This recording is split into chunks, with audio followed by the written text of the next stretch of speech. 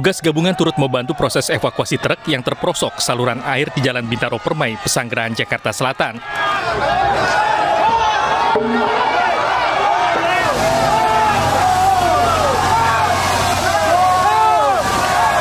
Dengan menggunakan kren dan hidrolik, ratusan petugas gabungan mulai mengevakuasi truk yang terperosok.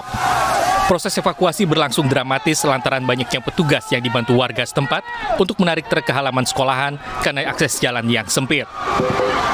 Kapolsek Pesanggerahan, Kompol Tejo Asmoro mengatakan proses evakuasi truk tersebut memakan waktu 2 jam. Dengan kita usahakan dengan kren cam, kita tarik beberapa kali, kita upayakan akhirnya terangkat juga, ya, dibantu di depan, ditarik dengan mobil dari derek.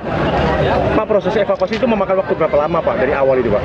Untuk evakuasi mulai dari pukul 12 tadi, ya, kita mulai evakuasi on sampai sekarang selesai, bisa terangkat dan mungkin segera diatasi nanti lalu lintas kereta api bisa dilewati 2 jalur. Sementara itu saat ini perjalanan KRL komuter lain jurusan Rangkas Bitung Kebayoran Lama hanya bisa dilintasi 1 jalur secara bergantian. Dari Jakarta, Helmi Sejangbati, iNews melaporkan.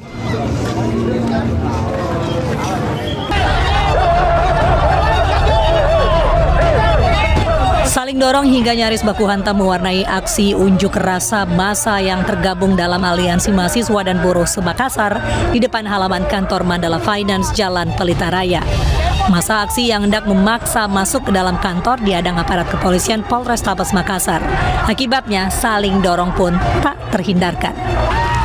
Unjuk rasa ini sebagai bentuk solidaritas atas kejadian yang menimpa 3 rekan mereka yang jadi korban pengeroyokan yang dilakukan puluhan karyawan saat berunjuk rasa di depan kantor Mandala Finance menuntut pembayaran uang pesangon korban PHK beberapa waktu lalu.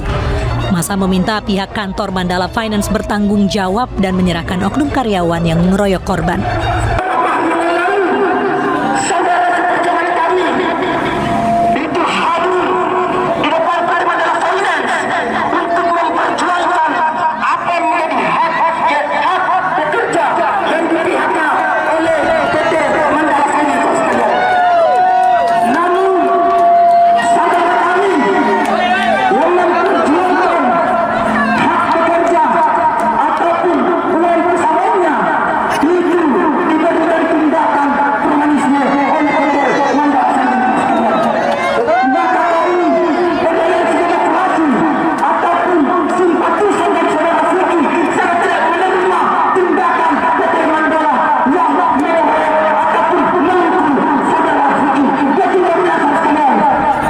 Sebelumnya, sebuah video berdurasi singkat beredar luas di media sosial memperlihatkan aksi pemukulan dan pengeroyokan yang dilakukan puluhan karyawan Mandala Finance terhadap 3 peserta aksi, termasuk seorang karyawan yang di-PHK.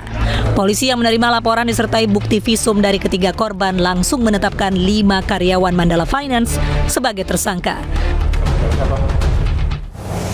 Pemirsa, sejumlah emak-emak di Jambi menggeruduk basecamp narkoba di bekas lokalisasi Payo Sigadung, Jambi. Saat menggeruduk, emak-emak itu mendapati alat bekas pemakaian narkoba di dalam rubah. Kak, di sini kan mau ditangkap polisi. Polisi banyak di dalam rumah, polisi. Sejumlah emak-emak menggeruduk sebuah rumah yang terletak di RT 05 Kelurahan Rawasari, Kecamatan Alam Barajo, Kota Jambi yang menjadi base camp atau tempat tindak penyalahgunaan narkoba. Dari dalam rumah tersebut, emak-emak mendapati sejumlah peralatan untuk menggunakan narkoba seperti puluhan alat penghisap sabu dan beberapa barang bukti lainnya.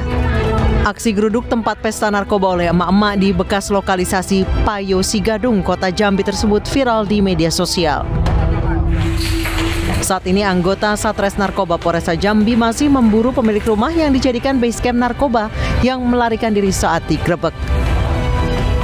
Salah satu istri daripada pelaku inisial L itu mengajak ibu-ibu sekitar situ untuk melakukan atau mendatangi salah satu rumah yang disinyalir juga tempat beredarnya narkoba. Untuk penyelidikan lebih lanjut, para pelaku pengguna narkoba diamankan di sel tahanan Polresta Jambi. Dari Kota Jambi, Adrianus Susandra, iNews melaporkan. Seorang jemaah haji ditangkap di asrama haji Manggar, Balikpapan. Jemaah haji itu ternyata masuk dalam daftar pencarian orang dalam dugaan tindak pidana perdagangan orang.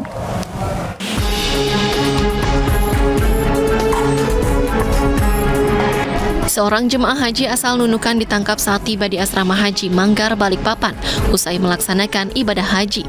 Ade ditangkap lantaran masuk dalam daftar pencarian orang dugaan tindak pidana perdagangan orang TPPO. Ade diduga menjadi salah satu penyalur pekerja migran Indonesia secara ilegal ke Tawau, Malaysia. Praktek TPPO ini terungkap dalam operasi yang dilaksanakan Satgas TPPO pada bulan Juni 2023 di Pelabuhan Tunontaka. Pada hari Kamis, tanggal 13 Juli, sekira jam 22.00, DPO ini telah ditangkap oleh LO Polres Nunukan.